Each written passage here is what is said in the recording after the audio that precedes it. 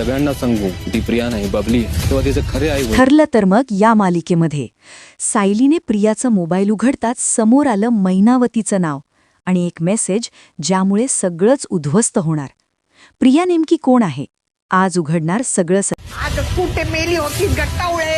आवाज आणि हे मालिकेमध्ये पुढे अर्जुन सायलीस म्हणतो, वंदना जाधव प्रियाचं सत्य आपल्या घरच्यांसमोर सांगायला तयार आहे, पण त्यासाठी आपल्याला सदा मैनाला पण समोर आणावे लागेल, कारण की तिचे खरे आईवडील आहेत आणि ते नक्कीच इथे कुठेतरी असतील.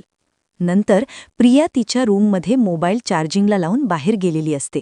तेवढ्यात त्या संधीचा फायदा घेऊन सायली रूममध्ये येते. तिची पर्स चेक करते. तेवढ्यात तिचा मोबाईल वाजतो. त्याच्यावर मैनावतीचा फोन आलेला असतो. ती म्हणत असते, काय टवळे, कुठे होतीस इतका वेळ?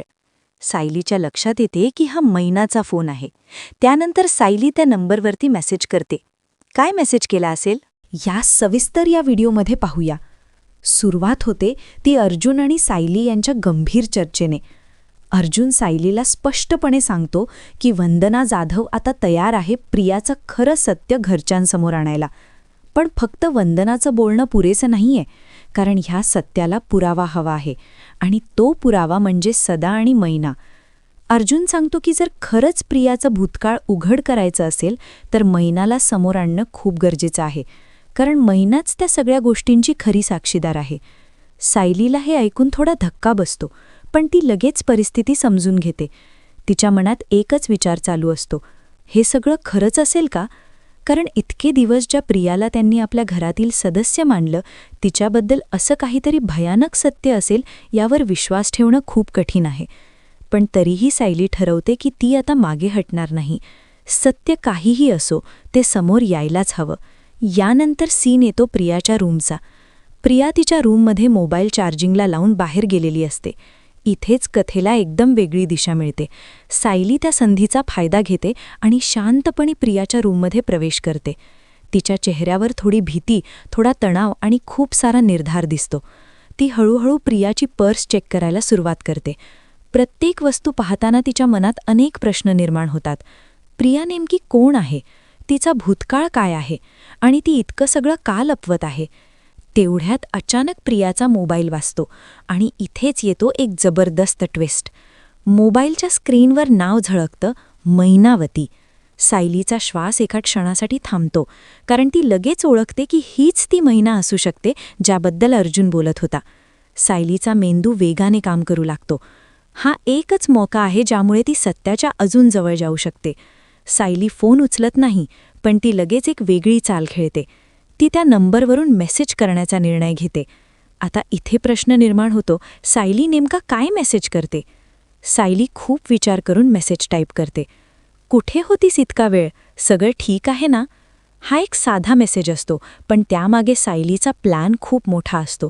तिला पाहायचं असतं की समोरून काय उत्तर येतं. काही सेकंदांमध्येच रिप्लाय येतो, मी सांगितलं होतं ना, जपून रहा, आता परिस्थिती हाताबाहेर जात आहे. हा मेसेज पाहून सायलीच्या अंगावर काटा येतो. सायलीला आता खात्री पटते की प्रिया काहीतरी मोठं लपवत आहे आणि ही मैना तिच्या आयुष्यातील एक खूप महत्त्वाची व्यक्ती आहे. सायली लगेच अर्जुनला सगळं सांगण्याचा निर्णय घेते. ती रूममधून बाहेर येते आणि तिच्या चेहऱ्यावर स्पष्ट दिसत असतं की काहीतरी मोठं घडलं आहे. यानंतर अर्जुन आणि सायली पुन्हा भेटतात आणि सायली त्याला सगळा प्रकार सांगते, फोन, मेसेज आणि आलेलं उत्तर. अर्जुन हे ऐकून थोडा विचारात पडतो, पण तो लगेच एक निर्णय घेतो. तो म्हणतो, आता वेळ आली आहे सगळं संपवायची, आपण मैनाला शोधायलाच हवं.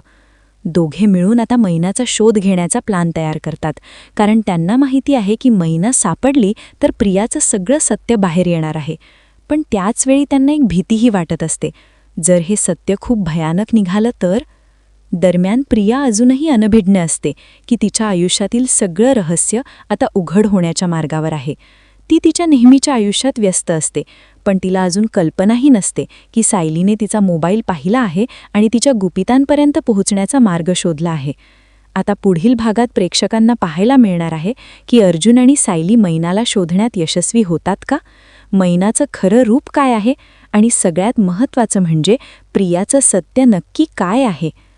ही कथा आता अशा टप्प्यावर आली आहे जिथे प्रत्येक एपिसोडसोबत थरार वाढत चालला आहे. प्रत्येक सीनमध्ये एक नवीन ट्विस्ट, एक नवीन रहस्य आणि प्रेक्षकांना खुर्चीला खिळून ठेवणारा सस्पेन्स पाहायला मिळतोय. म्हणूनच पुढचा भाग अजिबात मिस करू नका, कारण पुढे जे होणार आहे ते संपूर्ण कथा बदलून टाकणार आहे.